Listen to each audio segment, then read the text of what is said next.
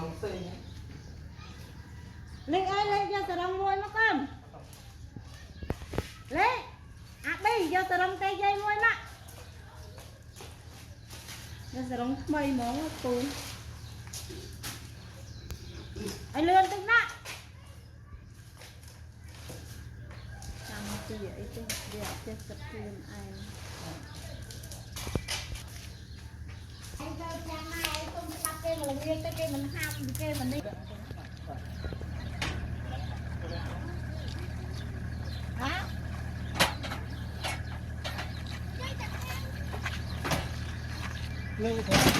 nước láng nó đi điện nước láng bà